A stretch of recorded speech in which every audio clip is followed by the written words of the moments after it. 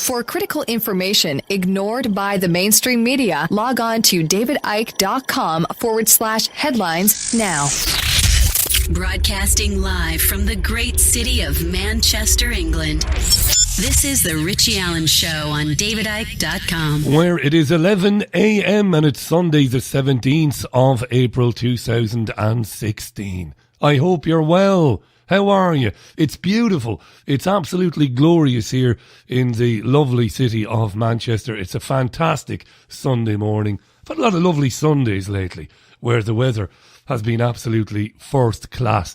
Looking forward to chatting with you for the next hour. Sunday View is live, of course, and it's brought to you in association with davidicke.com/headlines. If I sound a little throaty today, it's because I had a bit of a hard day yesterday with friends of ours who came into town. We went out, had a few drinks, a lot more than I ordinarily would have. But I'm feeling great and in good form, but I might sound just a little throaty. Bars are not great places for conversations, are they? Especially not late evening bars where the music is at levels that never bothered you even when you were in your 20s. But once you get into your late 30s, early 40s as I am now, it does get on your... Well, it doesn't get on your nerves, but you have to shout to be heard, don't you? Not the best thing in the world for a broadcaster. But as I said, I'm feeling great. Had a lovely weekend thus far, and I'm looking forward to relaxing today. Do stay in touch with davidicke.com/headlines. That's where you'll get in-depth analysis of much of the stories, or many of the stories I'll be talking to you about over the next 55 minutes to an hour. davidicke.com/headlines. As usual, I'll give a plug to the tour, the Worldwide Wake Up Tour. All the details on David's website and also on the worldwidewakeuptour.com as well. Right. And I do want to say a special hello, by the way, to two supporters of the programme and two long-time listeners who are meeting in Spain, and that is Scott Cornish, who's gone to Spain to visit Mark Bajerski, friends of ours, good friends of the programme. And Scott, I hope you have a fantastic and a very rewarding time. I have no doubt you will, with Mark Bajerski. Mark's a great guy, by the way. Check out his website, markbajerski.com, and thanks to him for his support of the independent media in general. Scott, have a great time. That's my old stomping ground, my friend. We spent over 8 years in Spain, Caroline and I, and had a mostly a wonderful time there before things became financially difficult for us. But lovely place. The people are amazing. Eat Spanish, my friend. Visit Spanish places. Stay away from English-run and Irish-run venues on the Costa del Sol. I don't care who that offends. I couldn't give a shite. Go Spanish, my friend. Go Spanish. Good morning, Sue. Good morning, Anne Selly. Good morning, Zana in New Zealand. How are you, Zana? Good to be with you. Finally got the daylight saving time shift worked out for UK mornings. Got to say hi to Brian and to Haley as well. My friends, was with them yesterday. Brian might not be out of bed. The young just can't handle their beer, you know. It's just the way it is. 3 minutes past the hour, loads to tell you. So I probably should shut up and get straight to the front pages of the Sunday newspapers. And there's a lot to talk about on the Sunday newspapers. I can't help but notice that the Sunday Express and the Sunday Telegraph and the Sunday Times all have the same picture on the front page of their Sunday edition. What is that picture? Well, it's a picture of Prince William, freeloader, and his wife, Kate. I can't remember what her real name was. Another freeloader sitting in front of the Taj Mahal. And the newspapers are telling us that the significance of the picture is that some years ago, Princess Diana sat there looking rather forlorn. Sometime back in the 1990s, was it? 1992, apparently, yeah. So they've juxtaposed the pictures. Some of the papers saying that they laid Diana's ghost to rest. Now, I kid you not. I kid you not. They've laid Diana's ghost to rest. If Prince William wants to lay the ghost of his dead mother to rest, he should go all Hamlet on his grandfather and stab him in the heart. What sort of scum are Prince William and Prince Harry? knowing full well their mother was murdered, knowing full well that their grandfather had some part, however minor, to play in the death of their mother. Did they give a shit, really, I wonder? Probably not. He's also been whinging, has Prince William, while he's touring the Southern Hemisphere on your money, by the way, and mine. Oh yeah, he's been whinging about hunters poaching rhino. Monumental hypocrite, isn't he? The freeloader. Doesn't his brother like to go and shoot water buffalo for sport? Madmen, aren't they, these people? Sickening people. What's the point, though, you may ask? Well, the point is, it is no coincidence that all of the Sunday newspapers that matter, the broadsheets, are running this picture of the two of them because they are trying to sell the next generation of fools on the royal family by using the supposedly good-looking William and Kate. I can't stomach the sight of her or him, to be honest. But that's what they're doing. All of these pictures. There's also stories today about the Queen at 90. If you have the BBC, if you have access to the BBC, you're going to get sick, you're going to vomit most of this coming week, as all the BBC channels are running limitless and endless programmes about the mother of all freeloaders, the lunatic that is Queen Elizabeth II. So those are your front pages, really. The Sunday Mail, to be fair to them, does run, they have a magazine about the People's Queen. She's apparently the People's Queen. I'm not going to start. There's a swear jar somewhere over there and it's costing me a fortune. I'm not going to start. The Sunday Mail, MP's porn star lover shown cabinet papers. Apparently John Whittingdale, the culture secretary, he's had lots of different lovers and some of them have worked in the adult sex film porn industry. I'm not going to waste your time with that. What does the Observer say? Lily Allen is speaking about her stalking ordeal. She was stalked for 7 years, apparently. Was Lily Allen? That can't have been nice. Many moons ago, I interviewed several women on a late-night talk show who had been stalked by people. I imagine it's absolutely terrifying. I wouldn't wish it on anybody. So that's in the Sunday Observer. If you want to read about Lily Allen, you can find it online. And the Observer also goes with the fact that they reckon there's a 10,000 gap. That's 10,000 student gap. There's a shortfall in primary school places in England. This is all about the privatisation of public services. We'll come to that in a few minutes' time. That's the Sunday Observer. Don't know what's on the Star on Sunday. It's usually absolute nonsense. Apparently the Pope brought some Syrian refugees to the Vatican. Yeah, again, I'm not going to say anything. 7 minutes past the hour. I didn't give you the contact details for the programme. You can tweet me. It's at Richie Allen Show. At Richie Allen Show on Twitter. Or you can email Richie at richieallen.co.uk. Good morning, Paddy O'Hare. Nice to know you're listening. And Paddy's on Twitter as well. So shall I delve and dive right into some of the more interesting stories? Let's start with the Andrew Marr Show, which airs every Sunday morning at 9 a.m. British summertime. It is my contention, dear listener, it is my contention that the BBC has sunk to new levels of depravity or depravity. How do you say it? Depravity? Depravity. Depravity. I'll say depravity. You say depravity. Tomato, tomato. New depths this morning. In terms of the propaganda they are prepared to vomit up in their flagship news programmes. I am not being melodramatic. If my voice wasn't a little throaty because of my shenanigans yesterday, it would have been ruined screaming at the television this morning. David Davis is a Conservative Member of Parliament and he was on the Andrew Marr Show earlier this morning to talk about, well, his trip to Syria. He went to Syria recently to pay his respects to President Bashar al-Assad.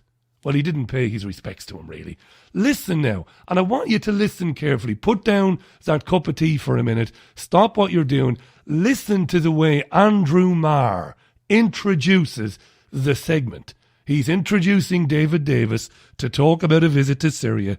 Listen to the way this is introduced. The Syrian civil war has been going on now for nearly 5 years. It's claimed at least 250,000 lives and more than 4 million people have fled the country, triggering shockwaves across Europe.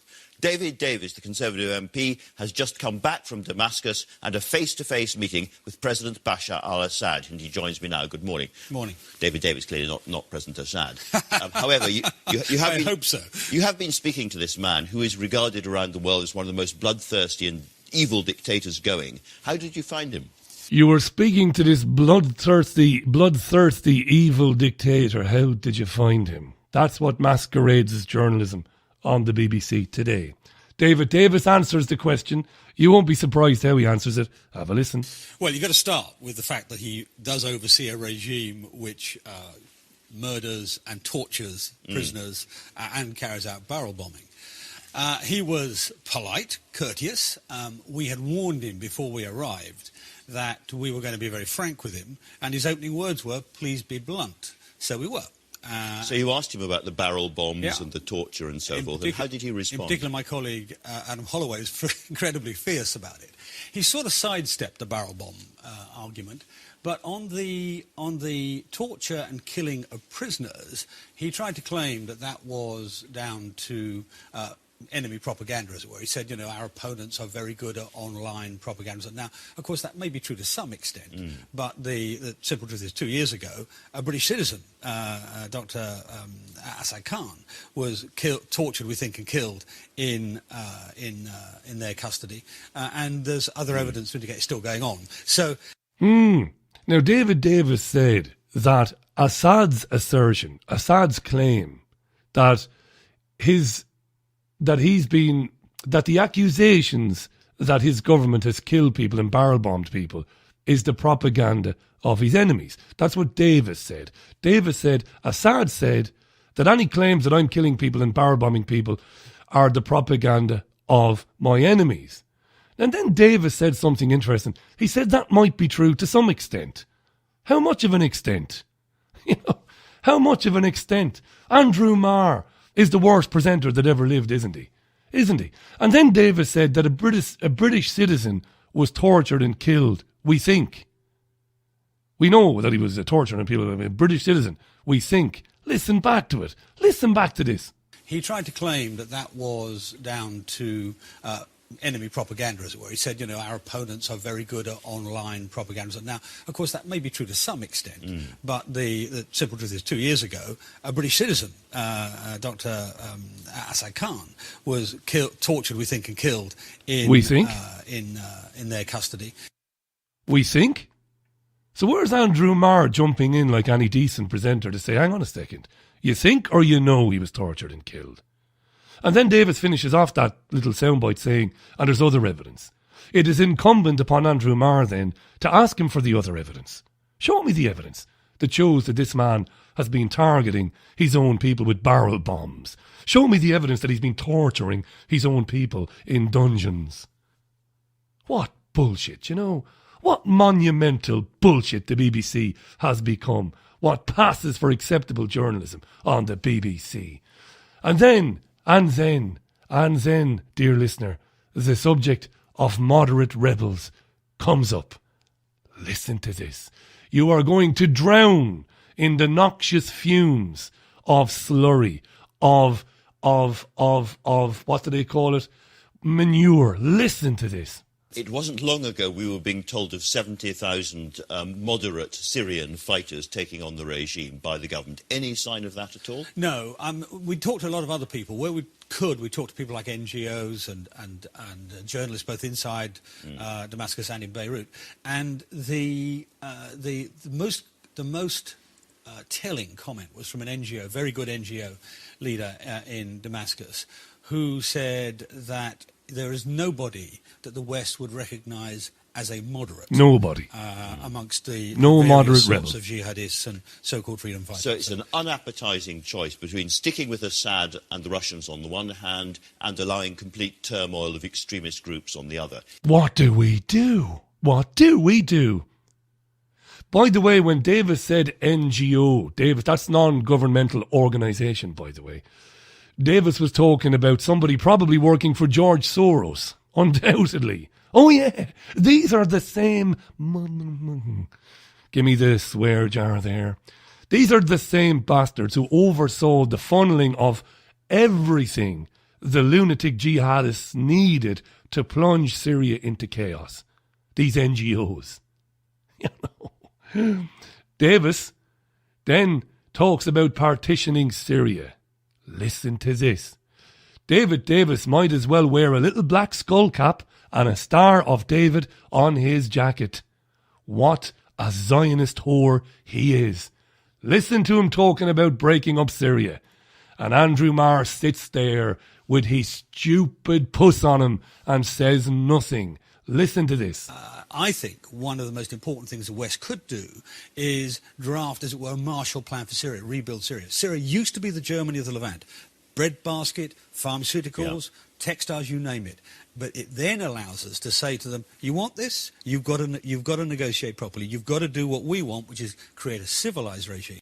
Oh. Yeah. Partitioning and breaking up Syria for our Zionist overlords. Not a single challenge from Marr. Nothing. No evidence. You say whatever you want about Syria. I'll tell you what, in the introduction, I'll call him a bloodthirsty, murdering madman. I'll help you along there, David. You say whatever you want. This is what passes as journalism in 2016. It's extraordinary, really. Kim Erswell, good morning, Kim. It hurts, Richie, that the evil Pope has done nothing for the Syrian Christians, but he took in Muslims and washes their feet. Kim, we don't have enough hours for me to have a go at this Pope and who he really is. Brilliant to know you're listening, Kim. Thanks very much. Lisa Jane Wooler, how you doing, Lisa? Bloodthirsty and evil ophthalmic surgeon. Yeah, right, says Lisa. Lisa, 110% right. I can say with my hand on my heart, and I am owned by nobody, my opinion is my own, the Syrian government have not, under Bashar al-Assad, who came to power, 16? Is it 16 years ago now? Is it 16 years ago? It is. Is it that long now? Have never, on his watch, murdered, tortured, or disappeared citizens of that country because they have a different opinion. Speaking to our friends yesterday, and I reminded them, not that they needed to be reminded, it was only back in 2009, the United Nations was saying this was a beacon of light and hope in the region. Assad was moving the country forwards, reforming it, as he said he would. Having dinner with John Kerry in London. Kerry was saying what an amazing guy this is. Amazing guy. And of course, then all of a sudden, he just got bored, Bashar, you know. One or two people started talking against him, he got bored and he started torturing him to death. You're supposed to believe that shit. You're an idiot. You know, that's what your media thinks you are. A fool. You'll believe anything like that. Yeah, of course, he just started killing people for no reason. Madness. Absolute madness. Good morning, Graham. Good morning, Paul Ripley, by the way. Fab Radio International Supremo, head honcho, number one. How you doing, Paul? Hi, Ronan. And I want to say hi to Dominic Blackburn as well. Lots of people listening on Twitter, listening to the programme and chatting away on Twitter. I'm sick of it, right? I'm going to talk about TTIP for a minute. We're talking about whores and conscienceless and soulless people who will do anything for money and for position. Have you ever heard of Jude Curtin Darling? No, you haven't. I bet you haven't. Go on. Have you? Jude Curtin Darling is a member of the European Parliament. And she's Labour's European Parliament spokesperson on TTIP. Right? She had the temerity to speak with Russia Today yesterday and claim that the TTIP negotiations are transparent. How much money do you have to pay somebody to... I'm going to go as far as calling it perjury. When you go on to a national news platform and you lie to people in the manner with which people like her lie, I'm going to say that's perjury. That's a crime against the people of your country. Well, this absolute monumental liar says that TTIP is kind of transparent, really, you know. Have a listen to her. You couldn't make it up. This is Jude Curtin Darling. Jeremy Corbyn certainly contradicting himself here, supporting for Britain to stay in the EU and opposing TTIP. You can't do both, surely. Well, I don't see it as a contradiction at all. In fact, the best way to defend our interests and to protect ourselves from what could be a bad TTIP agreement is to remain at the negotiating table. What's happened with TTIP is because of the public concern about the scale of this agreement and because of concerns that MEPs have been raising and the European Ombudsman. In fact, this is probably one of the most transparent trade negotiations. No, it isn't. She went on to say ever, it isn't. She's a liar and she knows she's lying. She is a Rothschild Zionist placed in Brussels to lie through her teeth. And RT went on to say that Corbyn is getting hammered on social media for the absolute folly, for the ludicrous position that he's taken, that we're better off in the EU to make sure the TTIP deal is a good one. Jeremy Corbyn's fans or supporters keep trolling me on Facebook and keep sending me rude emails telling me I'm a liar.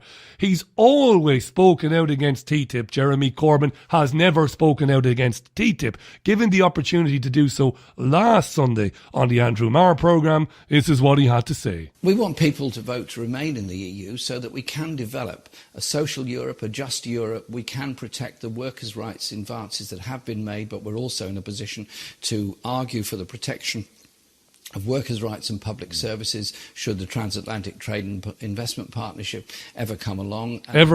Seek to ensure there is a social Europe, there is universal environmental protection, and there is protection of the advances we've made on workers' protection. He's not going to do anything to prevent it coming along.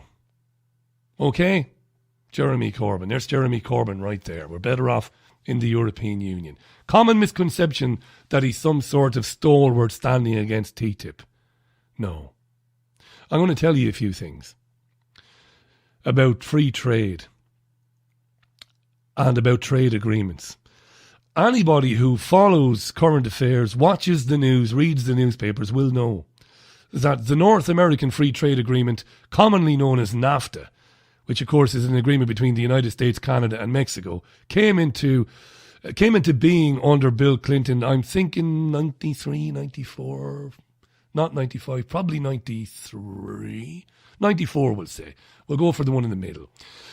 That cost 1 million US jobs and a massive drop in wages for millions more American workers.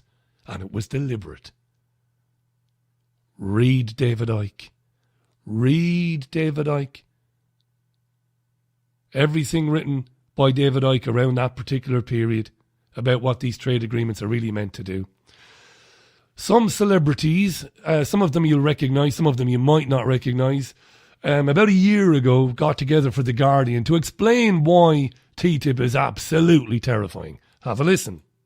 You may never have heard of TTIP because it's been kept under the radar. But now is the moment that we have to get informed about what it means and how we can take action. TTIP is a massive trade deal that is currently being negotiated with high levels of secrecy between the European Union and the United States. Under TTIP, US corporations would have the right to sue the British government in special tribunals for billions of pounds if they pass laws that harm corporate profit. TTIP represents a corporate power grab on a scale and depth never before imagined. Under similar trade agreements, the tobacco giant Philip Morris is suing the Australian government because they want to put cigarettes in plain packaging. And the company Lone Pine is suing the Canadian government because they put a moratorium on fracking in Quebec. Corporate lobby groups want to reduce European standards and regulations to US levels so that large corporations can cut their costs. However, these regulations are in fact hard-won laws which protect our health and environment. So why must TTIP be stopped? It places the power of corporations above the powers of governments. It opens up the NHS and other public services to increase privatisation. Indeed it does. It reduces our ability to fight climate change. It could allow US food companies to force meat made with hormones and chemicals into EU markets. An economic assessment by the EU has acknowledged that TTIP will cost at least 1 million jobs and that many of the people who lose their jobs won't get new ones. If TTIP is signed, we won't be able to reverse it. corporate interests have got to stop coming first. Say no to TTIP.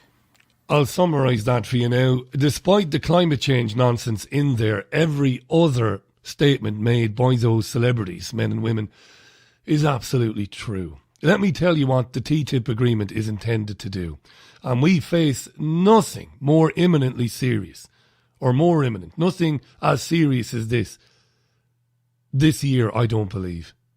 What this TTIP agreement is meant to do is to devastate employment. It is meant to absolutely demoralise and destroy public services. And you're not going to believe this, some of you. I know you won't, but it's okay. We're friends. We can disagree from time to time. You're not going to believe this, but I'm going to tell you anyway. It is designed to destroy the environment, to make it uninhabitable. You've gone too far for me, Richie. Can't buy that bullshit. Well, we'll leave that one for now. It's going to make it easier for global corporations, mega corporations, to sue governments for interfering with their profits. Your so-called democratically elected government in your so-called sovereign nation. Fucking yeah. Yeah, right. No. If you pass safety regulations to protect people, we'll sue you. And they'll win. I'll tell you more about the courts in a minute. They're going to destroy environmental and food safety standards. What is known as something, what do they call this? What did they call this, Richie? Live bloody radio. I was thinking of this morning. There you go.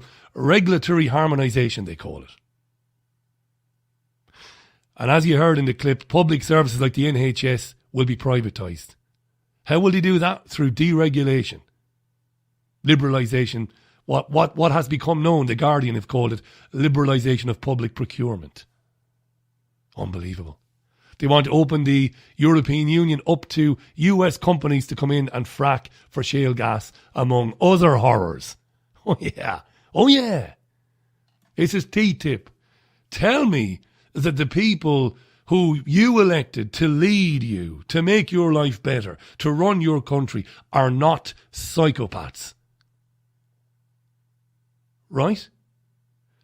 The deregulation of public services, the deregulation even of public services has been a long night. That's what's up for grabs here. Multinational health companies in the United States, which force the poorest people into health poverty, want to get the NHS. They want it. They want education. I believe my friend Sean Bloor is listening. Good morning, Sean. They want education. That's what TTIP is all about. Regulatory harmonisation. What does that mean? Well, it means that food safety standards, as you know them, will disappear from existence. From existence. Products that are banned over here for damn good reasons, like hormone-treated beef and pork. These people are monumental fucking psychopaths. They want to feed you hormone-treated beef and pork. They want to feed you genetically modified foods. They want to allow Cargill and Monsanto, two of the most evil corporations in the history of mankind, they want to give them access to the European Union. Ask yourself now why every single political party in this country is in favour of staying in the European Union except for UKIP. Why? Ask yourself why. That's what TTIP is all about. That's your TTIP right there for you. And these investor-state dispute settlements, ISDS, firms can sue your government, and those hearings will be determined by corporate lawyers. It's 29 minutes past the hour. This is Sunday View in association with DavidIke.com. When are people going to wake up to it?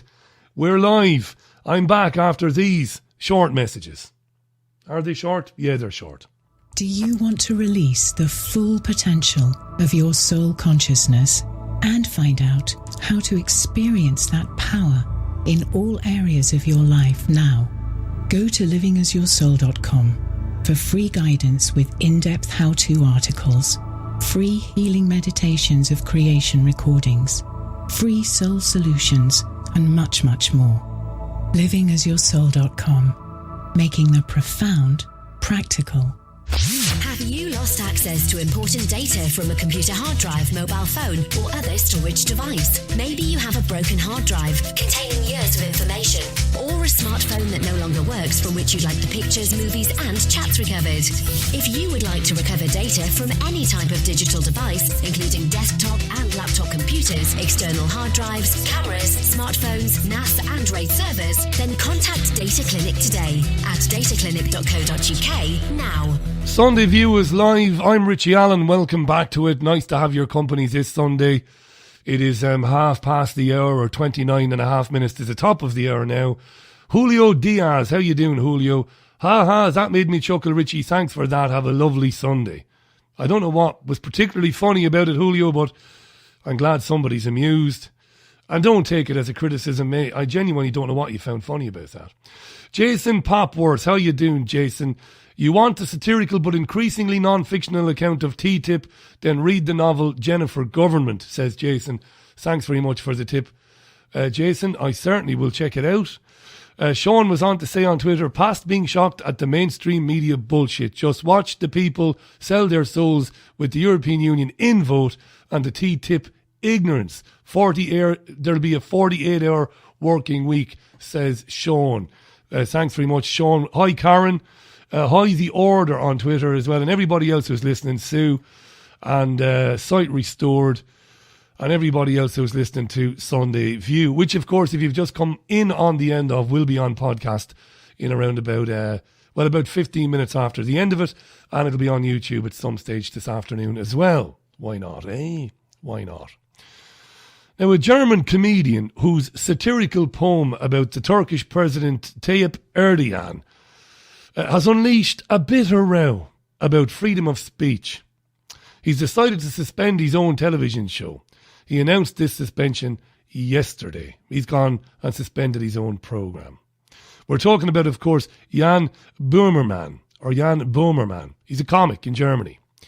And in a satirical rant, I suppose, or routine, he mocked the Turkish President Recep Tayyip Erdogan, mocked him and suggested that he watched child porn and said a lot of outlandishly stupid things, allegedly funny, I didn't see the entire clip, about Erdogan. And what the German Chancellor Angela Merkel has done is that on Friday, you probably know by now, she authorised criminal proceedings against him because the Turks want him prosecuted. She's gone and agreed to investigate and possibly charge this comedian because the madman Tayyip Erdogan has said that's the way it should be. Right?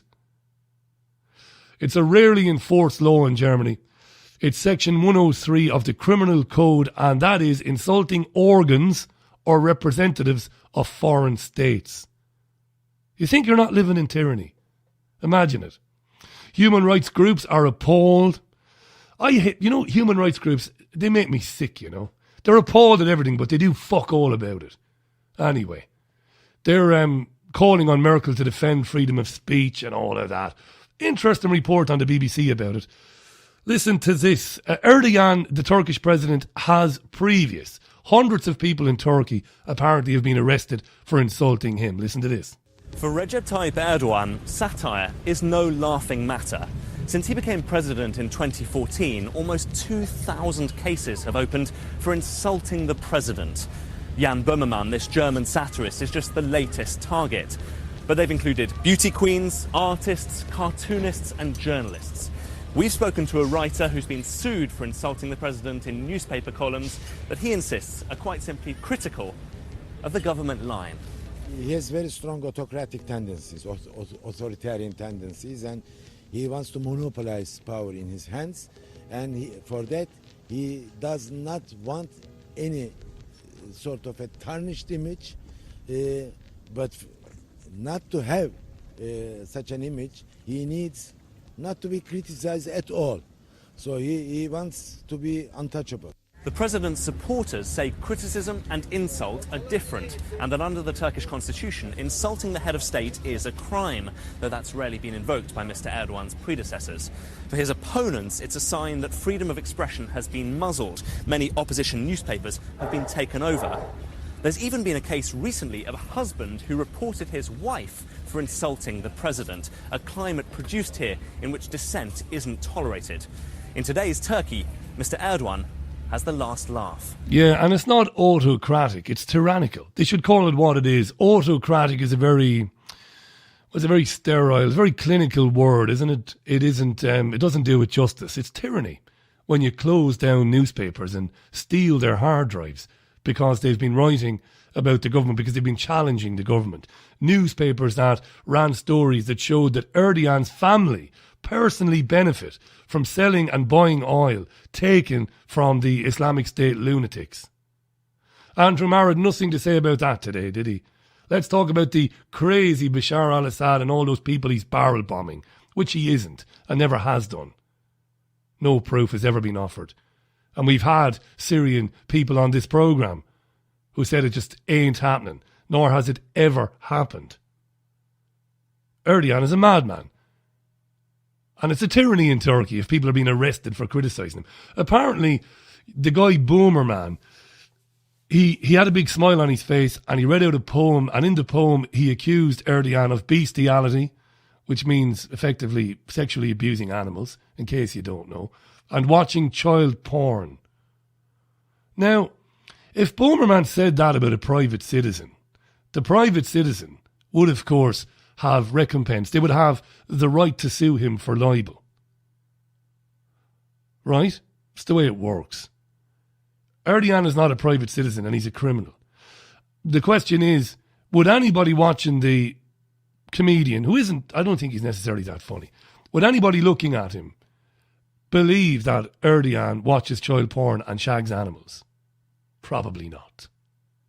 Should the German Chancellor be, knowing the notorious history of this guy for shutting down dissent in his own country, should the German Chancellor open up the avenues to prosecute this guy?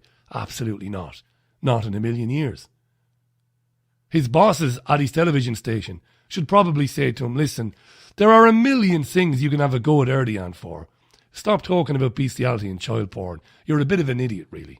There isn't anything funny about child porn. A lot of children in this world today and tonight are victims of child pornography. Nothing funny about that. But should he be arrested for it? No, of course he shouldn't. It's tyrannical. Take him off the air by all means because he's an idiot, or warn him. Don't arrest him. Don't arrest him. 22 and a half minutes to the top of the hour. This is Sunday View. Please do me a favour and pay a visit to our friends at dataclinic.co.uk. Do go to dataclinic.co.uk/RichieAllenshow. Check out Chris. There are a lot of good articles going to be published there in the coming weeks. And livingasyoursoul.com, Kim Hutchison, terrific lady. I recommend you get onto livingasyoursoul.com. There's a wealth of free and incredibly useful information on Kim's website. She's brilliant. And of course, we have a meditation every Monday, straight after the Richie Allen Show every Monday. Now, Alistair Darling. Alistair is another grey, dull, monumentally boring man. Used to be the Chancellor of the Exchequer. He's one of many that have been rolled out to say that Britain must remain in the European Union. It must do. One of the things he's been saying a lot as the former Chancellor is that we're basically fucked trade-wise if we leave. If we leave, we're screwed. Our trading partners will impose this and that and we are... Utter bollocks, right? Nigel Farage, the leader of UKIP, he's been making mincemeat out of everything that Darling has been saying. This is Farage speaking to a number of journalists yesterday. It's remarkable for somebody who's supposed to be intelligent that he can stand up and say, if we weren't members of political union, we couldn't buy and sell goods from each other. Quite extraordinary. Mr. Darling, have a look at China. China sells 300 billion euros worth of goods to the EU every year. America sells 200 billion euros worth of goods to the EU every year. They haven't got a trade deal of any kind at all. So every country in the world has access to the single market. And the truth, Mr. Darling, is the deal Britain's got is a rotten deal. We pay a fortune to have all of our businesses regulated, most of whom don't trade with the EU, that prevents us making our own deals with the Commonwealth and other parts of the world. We have got a rotten deal. We can do a lot better than this. £55 million a day Britain pays to be a member of the European Union and gets nothing in return for it. Except rule and regulation and law after another that basically destroys any notion that this is a sovereign country, number one, and number two, that does nothing but malice to businesses and to you and I, effectively, in this country. Takes money out of our pockets, that's what it does. That's what it was designed to do. So I've never told you a lie. In all the time I've been speaking with you, everything I tell you is a fact, is a fact. When I don't know, I say I don't know. When it's opinion, I make very sure to tell you that it's conjecture or that it's opinion. Let me tell you a fact that's absolutely undisputed. 18 months ago, Civitas produced a report, peer-reviewed. Nobody could touch it. Nobody took it to task because it was peer-reviewed and everything they said was a fact. You ready for this? This is the truth now. Not the lies you're being told by the BBC and by the print media in this country. What I'm going to tell you is the absolute, undisputed, indisputable truth. Are you ready? It's just called research. Anybody can do it. Britain's exports to Europe over the last 4 decades have grown at a slower rate than Britain's trade with other countries outside the EU bloc. Do you want to hear that again? This is fact. Report published in late 2014 by Civitas. Britain's exports to Europe have grown at a slower rate than Britain's trade with other countries outside the EU bloc over the last 40 years. The proportion of European Union trade within Britain's exports of goods and services abroad is no higher than when Britain joined the European Economic Community as it was known in 1973. Shall I break that one down for you again? So, joining the European Economic Community in 1973, over 4 decades later, the proportion of Britain's exports within the EU hasn't grown. It's just over 60%. It hasn't gotten any bigger or any better in over 4 decades. And Civitas concluded, again peer-reviewed, nobody took it on, that the trade advantages of being in the European Union single market are imaginary. Imaginary. And they haven't helped British exports at all. We're talking a lot about the steel industry and how it's been destroyed in this country.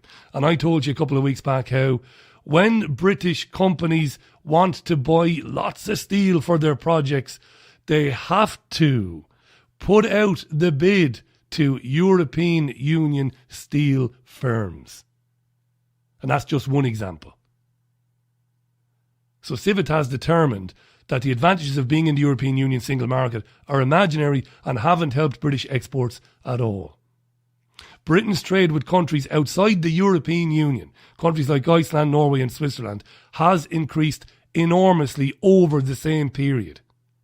And goods made in Britain, exported to Iceland, Norway and Switzerland, doubled over the 4 decades, from 5% to nearly 11%. Imagine it. And I'm going to quote you something which is absolutely true now. I'm going to quote you.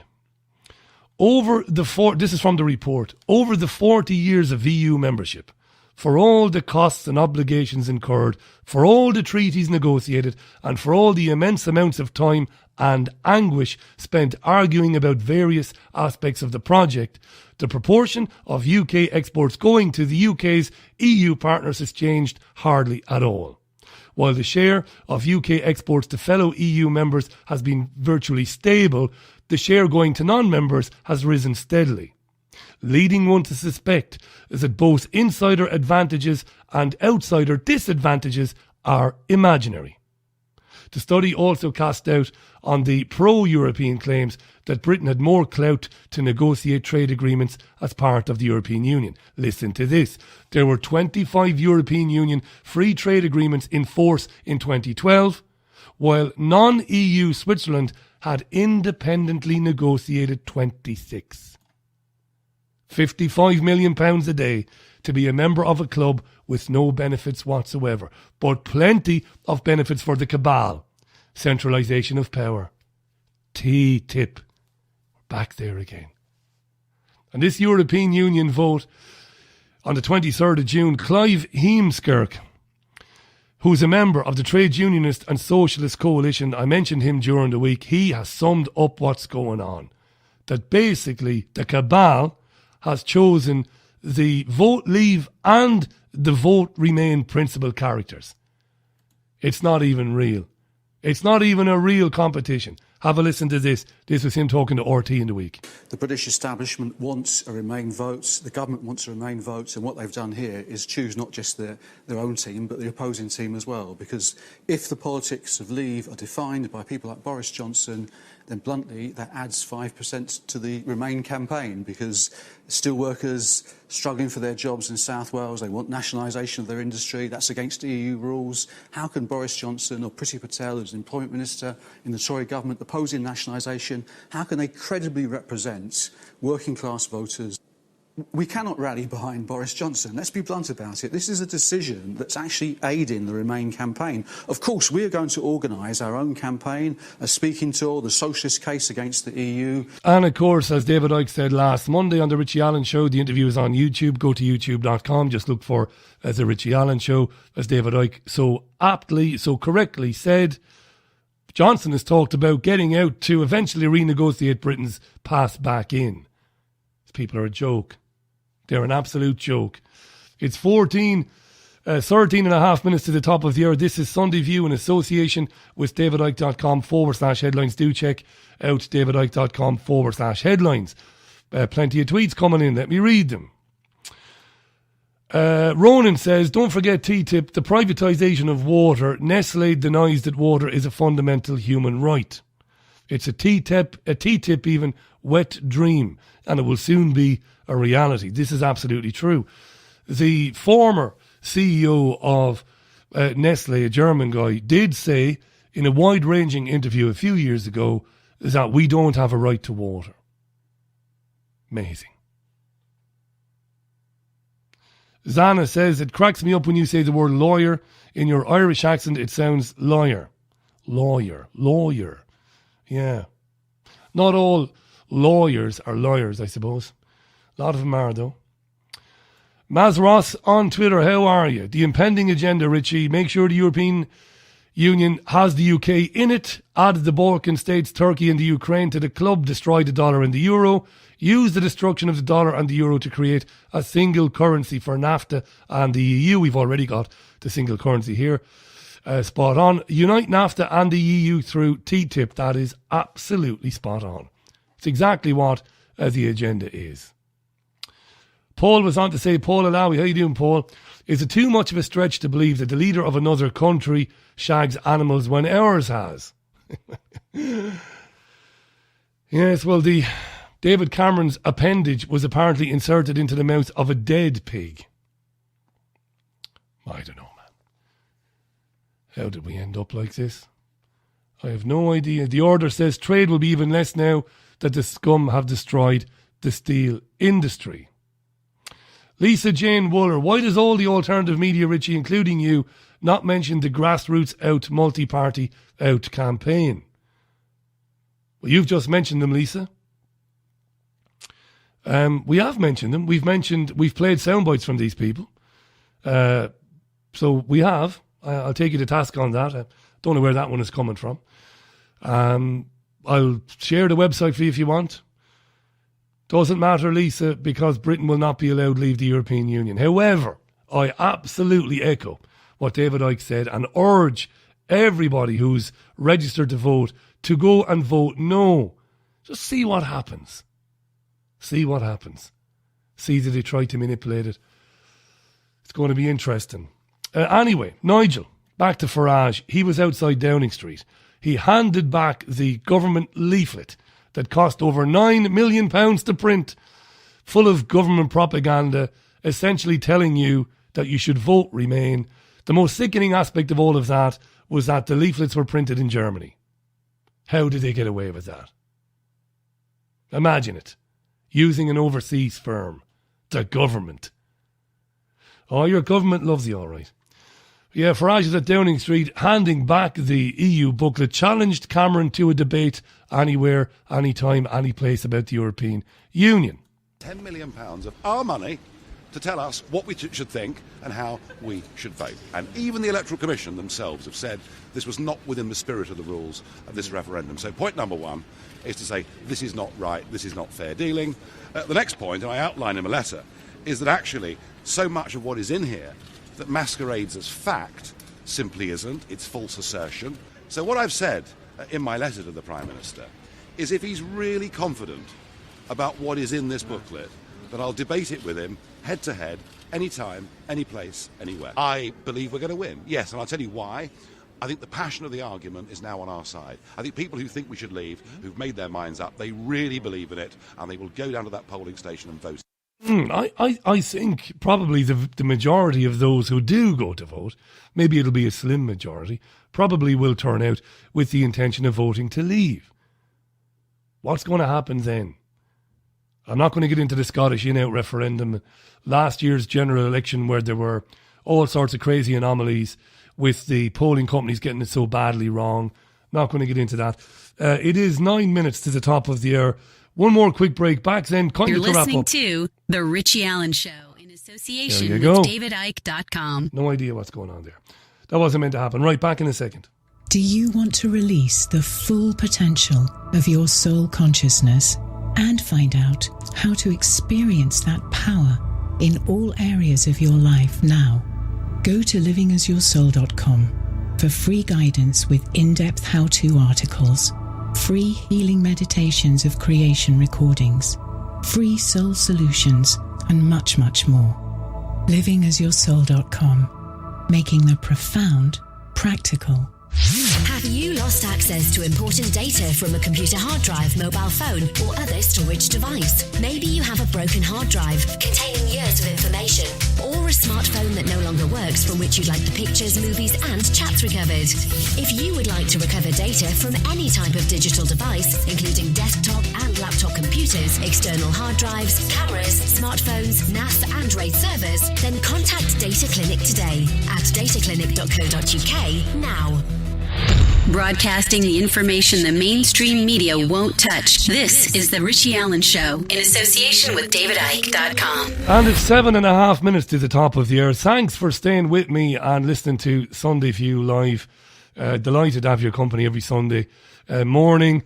If you came in on the end of it, don't forget the programme is podcasted. You can get it on iTunes. My friend Tez in Salford is always asking me to remind you that if you go to ebay.com or ebay.co.uk, we are trialling the sale of some merchandise. So we've got cups, mugs, I think mugs you call them. So go to eBay. If you want one of those, the funds, all the proceeds go to the Richie Allen Show. I just mentioned that. Tez, because he says I don't mention it enough. Do stay with davidike.com/headlines today. It's terrific. Is David's website. Absolutely amazing. Wonderful info on there. A lot of collation of the big stories as reported by the MSM and also by the independent media. So do check David out there. Something else to tell you. Yeah, also, obviously the programme needs a constant stream of funding. Go to richieallen.co.uk, my website. There are PayPal and bank account details there. Please make a contribution if you can. It's really important if you want the programme to continue. It is your programme. Remember, it is your programme. It only came to be because of your generosity. It was not going to survive when we had the idea without your funding of it. So I do appreciate that. Check out markbajorski.com, by the way. I have a lot of time for Mark. Check out his website. Mark is a healer, a spiritualist, and I always hear a lot of great things from people who've gone to see Mark. I like that. You know, I like when people, independent people, come back and say, "Oh, I heard this guy on your program. I went to, I went to see him, or I spoke to him, and this happened. I love that. Same with Monica, and same with Kim, livingasyoursoul.com. Love these people, and glad that they are so supportive of the independent media in general, not just this program, but in general as well. Not much else to tell you, really. A busy old week of shows coming up this week on the Richie Allen radio show. Bit of a kind of a messy week last week. One or two things going on. But I've got a full week of programmes for you. I want to tell you to Anne as well. Anne, how are you? Been asking me about the television programme which I make at Beyond Vision TV with Hayden Hewitt. That's Anne Hughes. That will definitely return for the opening or the first episode of season 3. That will be this coming Friday, and it will be online and available Friday afternoon. It kind of tickles me that, because it's a strange thing. I really enjoy doing it, but and we put a lot of work into it. We try pretty hard at it, but it feels more like a fun thing to do than anything else, and I do enjoy doing that with Hayden Hewitt. So do check out liveleak.com and do check out beyondvision.tv. Beyondvision.tv is a charity, and it's going to be doing some wonderful things. It's going to be giving youngsters whom come from working class backgrounds and poor backgrounds who would never ever get a chance to use a camera, to make a show, to do anything. They're specifically, Beyond Vision, specifically going to give cameras and give production facilities to young teenagers, again, who would never get that opportunity, and show them how to do it. This is how you make TV. This is how you make a programme. I've never been involved in anything as brilliant as it. And that's beyondvision.tv. It's not, my show aside, there won't be conspiracy research programmes on there. There'll be everything on there. Every type of show. Cartoons. They'll have people making cartoons. They'll have music programmes, the whole lot. And it's being run in a brilliant way. Check out beyondvision.tv. Like I said, I have a lot of time for that. So that's kind of it then. That was a very quick hour, or 55, 56 minutes, whatever it was. Thanks very much for listening to it. As I said, if you just came in on the end of it, don't worry. It'll be podcasted shortly. A lot of interesting stuff to talk about today. I think we got through quite a bit in the hour. Enjoy the rest of your Sunday, wherever you are in the world, and whomever you're doing it with. Relax. Take a bit of a breather from it. I say this all the time to people who send me emails and stuff. I say all the time, listen, don't connect yourself to this information 24/7. Get off social media. Get off Twitter. Get off Facebook. Get out in the open air. Give somebody a kiss. Tell them you love them. Go for a walk. Go and have a cup of coffee somewhere. Get out and about. I'll tell you, this information and the realisation of what's going on in the world, it brings you down. It brings you down. And you know that. So take a break from it from time to time. That's all I'm saying to you. I'm not telling you what to do. I'm giving you just a little bit of advice. So I'm out of here. Thanks for listening. Have a great rest of your weekend. Join me live for the Richie Allen radio show tomorrow, Monday, at 8 p.m. British summertime. That is 8 p.m. British summertime. I can't wait to chat with you. Until then, it really is bye for now. Bye for now. Broadcasting the information the mainstream media won't touch. This is The Richie Allen Show in association with DavidIke.com.